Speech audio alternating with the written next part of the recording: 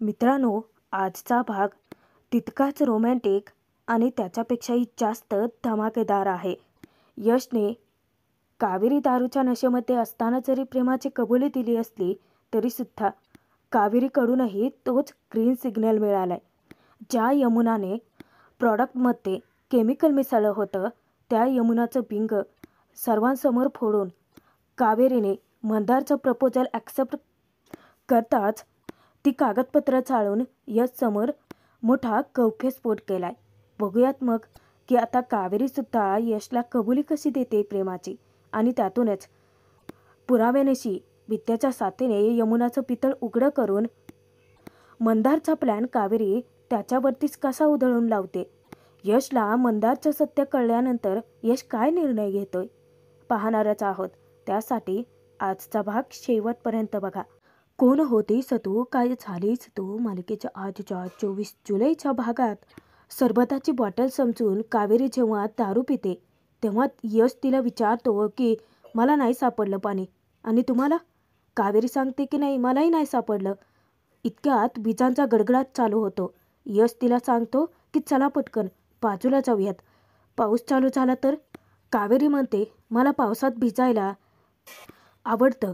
तेव्हा यश जबरदस्ती कावेरीला हात पकडून बाजूला खेचत घेऊनच येतो. कावेरी त्याला म्हणते की अरे तू वेडायस का जरा, मी म्हटलं होतं ना तुला, तू एक नंबरचा ना बोरिंग आहेस. मला मस्त पावसामध्ये नाचायचं होतं, बागडायचं होतं, पावसाचा आनंद लुटायचा होता आणि तरीसुद्धा तुम्हाला इकडे का घेऊन आलास. आजची ही रात्र किती रोमॅन्टिक आहे, किती पाऊस छान पडतोय आणि अशा पावसामध्ये भिजायचं खेळायचं सोडून तू इथे घेऊन आलास मला. कावेरी धडपडते तेव्हा यश तिला सावरतो. विचारात पडतो की यांना काय झालं अचानक. एक किरकी घेत कावेरी म्हणते मला पावसात भिजायला खूप आवडतं. मी आणि माझा हापूस आम्ही दोघेही पावसात भिजायचो. तुला हापूस म्हणजे कोण माहिती आहे. तेव्हा यश म्हणतो की तुमचे बाबा. कावेरी त्याचे गालगुच्चे घेत म्हणते बरोबर. यशला ते सगळं खूप अजबच वाटतं. आपले दोन्ही हात तो गालाला लावतो आणि कावेरीकडे पाहतच राहतो. तुला माहिती आहे का मी माझ्या बाबाला हापूस का म्हणायचे. यश म्हणतो की नाही, माझा बाबा ना अगदी हापूससारखा गोड गोड होता, म्हणूनच तर मी त्याला हापूस म्हणायचे. दुसऱ्या सेकंदाला ती अचानक रडायलाच लागते. पण पण माझा बाबा मला तर कायमचा सोडून गेला. यश घाबरतो. थोडं कावेरीच्या जवळ येतो तेव्हा कावेरी डचकतेच. तू तू तू नाचणार माझ्यासोबत, बोल ना. कावेरीने विचारताच यश विचारतो की मला सांगा नेमकं काय पाहिलात तुम्ही. कावेरी म्हणते मी काय बोलते, तू काय बोलतोयस, तू सांग ना मला, तू नाचणार का माझ्यासोबत. तू सांग ना मला की तू माझ्यासोबत डॅन्स करणार का. यश हसत विचारतो की डॅन्स, हो मी करेन तुझ्यासोबत डॅन्स. तेव्हा कावेरी हसत त्याला थँक्यू बोलते. तुला माहिती आहे का उदय भाऊजी ना मला नेहमी म्हणायचे की माझा भाऊ खूप ग्रेट आहे, खूप हुशार आहे, खूप चतुर आहे, खूप हँडसम आहे, दिसायला देखणं आहे, स्मार्ट आहे. बापरे, तुझ्याबद्दल ना खूप बोलायचे. तुला गंमत माहिती आहे. यश म्हणतो की नाही. कावेरी म्हणते कशी माहिती असणार, मी तुला सांगितलीच नव्हती. मला उदय भाऊजी सतत म्हणायचे की तुझं आणि माझं लग्न होणार आहे. आणि कावेरी हसत सुटते. आपल्या हातानेच यशसोबतच्या लग्नाची ती सनईसुद्धा वाजवते. कावेरी जेव्हा स्वतःच सनई वाजवते पॅ पॅ पॅ पॅ पॅ पॅ पॅ तेव्हा ते पाहिल्यानंतर यशला इतकं हसू येतं. दुसऱ्याच सेकंदाला कावेरी खूप हळवी होऊन जाते. आपल्या मनात तिच्या भूतकाळात घडलेल्या जेवढ्या काही घटना आहेत आजपर्यंत दाबून ठेवल्या होत्या त्या सगळ्या दारूच्या नशेमध्ये ती यशला सांगते. परंतु सगळं होत्याचं नव्हतं झालं. उदय भाऊजी माझी काऊ मला कायमचे सोडून गेले. ॲक्सिडेंटमध्ये घडलेला प्रसंग कावेरीच्या नजरेसमोर उभारतो की उदयने स्वतः कावेरीला गाडीच्या खालती ढकललं. त्यानंतर काऊला तिने दिलेलं चिकूसाठीचं वचनही तिला आठवतं. आपले अश्रू पुसते, उठते. यशला ते विचारते की तुला माहिती आहे विचारता विचारताच अचानक ती धडपडते. यश तिला सावरतो. तुला माहिती आहे का, परंतु मला एका माणसाने सावरलं. कधीच मला एकटं नाही पडू दिलं. तुला माहिती आहे तो कोण आहे? यश विचारतो की कोण? तेव्हा कावेरी आपला मोबाईल पुढे करते आणि मोबाईलमध्ये स्क्रीनवरती स्वतःचा चेहरा पाहून यश खूप खुश होऊन जातो. तो तू आहेस. परत यशचे गालगुच्छ घेत कावेरी म्हणते, तू ना खरंच खूप क्यूट आहेस. तेव्हा परत धडपडते. परत यशच्या गळ्यात पडते. चल ना आपण डान्स करूया. तेव्हा यश विचार करतो की नक्कीच ही काहीतरी विचित्र पेल आहे ज्यामुळेच ही अशी वागते. पण काय पेली असेल ही? इकडे घरात कोण नक्की शिरले का ते पाहण्यासाठी सुलक्षणा यमुना कावेरीच्या रूममध्ये येतात. तेव्हा सुलक्षणा यमुनाला ताकीद देते की शांत हो. चिकू झोपलाय आणि ती मुलगीही झोपली आहे. उगाचच आवाज करू नकोस. सुलक्षणा दरवाजात जाते. तेव्हा यमुना पांघरून घेऊन नक्की कावेरी झोपली आहे का त्याची शहानिशा करणार तोच सुलक्षणा परत तिला दटावते की काय करतेस? सांगितलं ना झोपलेत ते झोपू देत. चल गुपचूप. रूमच्या लाईट बंद करून दरवाजा लावून त्या दोघीही निघून जातात. नशीब कावेरीच्या ऐवजी तिथे विद्या झोपलेली असते. थोडक्यात वाचते. विचार करते की बापरे, वेळेवरती मला जर चाहूल लागली नसती ना तर माननी मला बघितलं असतं आणि कावेरी वहिनी घरात नाही आहेत ही गोष्टही समजली असते. देवी आई अगं तूच वाचवलंस असं म्हणत विद्या हात जोडून प्रार्थना करते आणि परत पांघरून घेऊन झोपते. इकडे कावेरीने मस्त रोमॅन्टिक गाणं लावलेलं असतं. टिकटिक वाजते डोक्यात आणि त्याच्यावरतीच ती डान्स करायला लागते. जेव्हा ती एकटीच नाचते तेव्हा यश तिच्याकडे पाहतच राहतो. कारण कावेरीचं इतकं गोड रूप त्याने कधी पाहिलंच नव्हतं. नाचता नाचता कावेरी पडणार. परत यश तिला सावरतो. तेव्हा कावेरी यशसोबत सुद्धा किरक्या घेते. यशला नुसतं भंडावून सोडलेलं असतं. त्याला जेव्हा कावेरी स्वतःच फिरवते तेव्हा चक्कर आल्यासारखं होतं. त्यानंतर त्याचा विचार न करता त्याचा हात पकडून त्याला खेचतच घेऊन जाते. त्याच्या अंगावरती पालापाचोळा काय उधळते यशला काही कळणार तोचपर्यंत परत ती त्याच्यासोबत डान्स करते. यावेळी यश स्वतःच कावेरीसोबत मस्त किरक्या घेतो आणि डान्स करता करताच कावेरी जेव्हा यशच्या हृदयावरती हात ठेवते तेव्हा ती थांबतेच अचानक. परत कावेरी बडबडते की मला ऐकू येत आहे. यश विचारतो की काय? धडधड धडधड धडधड असं वाटतंय की जसं काही रेल्वेच जाते की काय. यशला हसू येतं.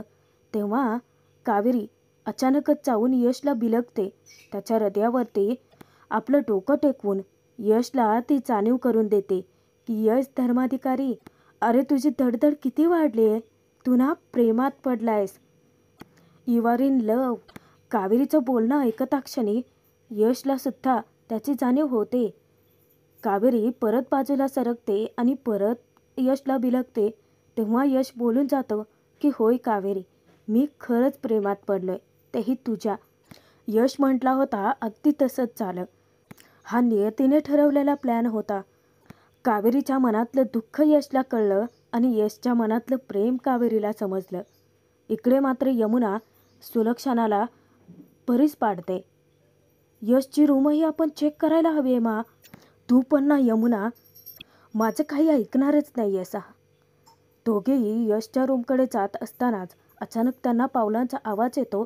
मागे वळून पाहतात तर निशा असते. निशाला पाहून त्यांना धक्काच बसतो. दोघेही परततात. तेव्हा निशाला विचारतात की निशा, अगं तू काय करतेस?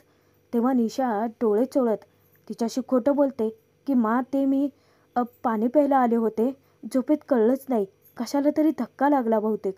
तेव्हा सुलक्षणा यमुनाची चांगलीच खरडपट्टी काढते. तिला खडसावते सुद्धा की बघितलंस, प्रत्येक वेळी उगाचच संशय घेत जाऊ नकोस हा.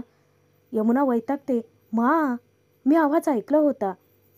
सुलक्षणा सांगते की हो, परंतु बघतेस ना कोण आहे, निशा आहे आपली. उगाचच दरवेळेस संशय घेत असतेस.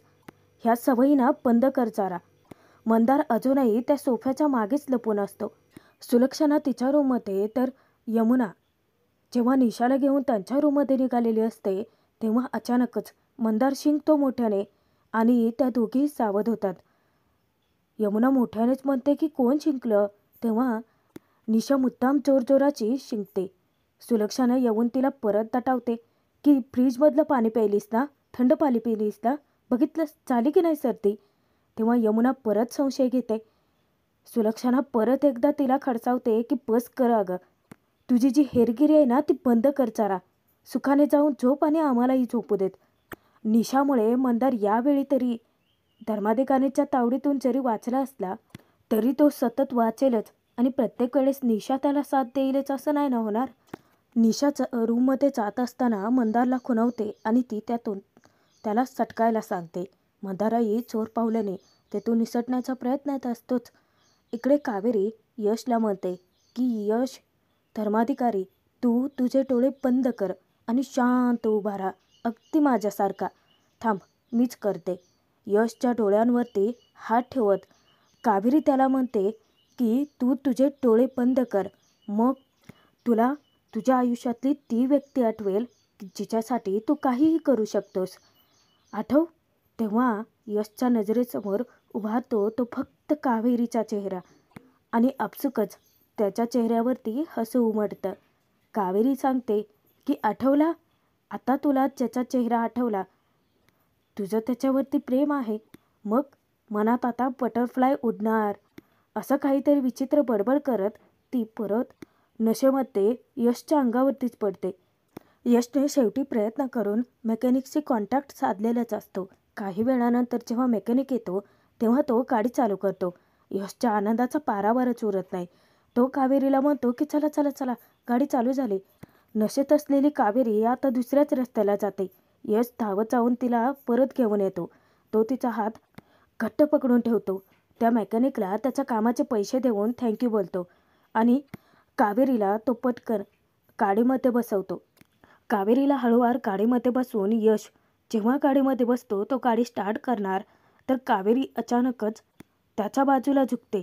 तेव्हा यश पटकन तिला सीटबेल्ट लावतो आणि तिची मानही सरळ करतो. त्यानंतर दोघेही घरी यायला निघतात. पहाटेच्या वेळी यश कावेरीला घेऊन घरी पोहोचतोही, परंतु अजूनही कावेरीची नशा काही उतरलेलीच नसते. तो आधी अंदाजा घेतो की घरात समोर कोणी नाहीत आहे ना, आणि त्यानंतर कावेरीला तो सांगतो की चला घरात चला. कावेरी परत बडबडत बाहेरच निघून जाते. यश तिला परत माघारी घेऊन येतो. तो तिला शांत राहायला सांगतो आणि कावेरी काही शांत राहतच नाही. शेवटी यशकडे काही पर्यायच नाही. तो पटकन कावेरीला उचलून इकडे तिकडे लक्ष देऊन घरात कोणी आहे का ते पाहत पाहत अगदी चोर पावलाने तो घरात येतो.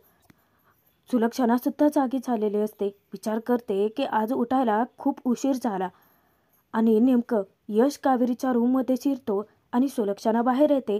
यशने पटकीने दरवाजाही लावून घेतलेला असतो. सुलक्षणाला कसला तरी आवाज येतो, परंतु कावेरीची रूम आहे असं समजून दुर्लक्ष करून किचनमध्ये निघून जाते ती. यश हळूवार कावेरीला बेडवरती झोपवतो आणि त्यानंतर तिच्या अंगावरती पांघरून टाकून तो तेथून निघून जाणार तर कावेरी अचानक त्याचा हात पकडते. यश थबकतो. यश मागे फिरून कावेरीला विचारतो की काय झालं. तेव्हा कावेरी म्हणते की ते मला बोलायचं आहे तुमच्याशी. यश विचारतो की मग बोला ना. परत कावेरी त्याचा हात सोडून देत म्हणते की नाही, आता नाही बोलायचं आहे. यश हसतो. परत तो निघून जाणार. परत कावेरी त्याचा हात पकडते. यश तिच्याकडे एकटक पाहतोच. तेव्हा कावेरी म्हणते की मी ना आता तुम्हाला सांगतेच. ती ती ती ती नाही का ती. यश विचारतो की कोण. अहो ती जिच्यावरती तुम्ही खूप प्रेम करता, ती ना खूप लकी आहे. त्यानंतर स्वतःच धडपडत ती उठून बसते. बेडला टेकून बसते. यशला ती सांगते की नका हो, माझी इतकीही काळजी नका घेऊ. यश नॉर्मली विचारतो की का, काळजी घेणं काही चुकीचं आहे का. मित्रमैत्रिणी एकमेकांची काळजी घेऊच शकतात की. तेव्हा कावेरी म्हणते काळजी घेणं चुकीचं नाही आहे हो, सवय लागणं खूप महागात पडेल. मला जर का तुमची सवय लागली, माझ्यासाठी खूप महागात पडेल ते. यशसाठी हा आनंदाचा धक्का असतो. मी इथे कुठे आयुष्यभर राहणार आहे. उदय भाऊजी आले की मी भूर निघून जाईन ना. यशला ती रिक्वेस्ट करते की प्लीज मला तुमची सवय नका लावू. मी इथून निघून गेले त्यानंतर तुमची जर सवय लागली तर मला त्रास होईल. असंच ती बडबडतच झोपी जाते की मला तुमची सवय नका लावू, मला त्रास होईल. यशला तिची काळजीही वाटते आणि तसंच हसूही येतं. यश परत कावेरीच्या अंगावरचं निघालेले पांघरून तिच्या अंगावर टाकतो आणि तिच्याशी बोलतो. आणि आता मला तुमची सवय झाली ते मी तुम्हाला कसं सांगू. हा रोमॅन्टिक भाग तितका छानही होता.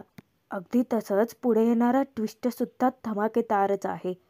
हा भाग जरी संपला असता तरी पुढे बघूयात की यमुना कावेरीचा हात पकडून तिला जेव्हा जाब विचारते तेव्हा विद्याच्या साथीने यमुनाचं बिंग फोडलेलं असतं, तेही सुलक्षणाच्या समोर. पुराव्यानिशी काकूंच्या बोलण्यात अडकून जेव्हा यश मंदारचं बिझनेस प्रपोजल ॲक्सेप्ट करून त्या करारावरती सह्या करत असतानाच कावेरी मुद्दाम दुपारती घरात फिरवण्याची नाटकं करून त्या पेपर्सवरती पाडते आणि जे पेपर्स बनवून आणलेले असतात ते पेपर ती चालतेच. यश तिला येऊन जाब विचारतो की का केलं तुम्ही असं. कावेरी तोंड फिरवून विचारते की मी काय केलंय. यश म्हणतो बाकीच्या कोणाच्या जरी लक्षात आलं नसलं ना तरी मला कळलंय की तुम्ही ते पेपर्स मुद्दाम चाललेत. का करताय असं. आता कावेरी मंदारसोबतचा तिचा भूतकाळ यशला विश्वासाने सांगेल का. पाहणं मनोरंजन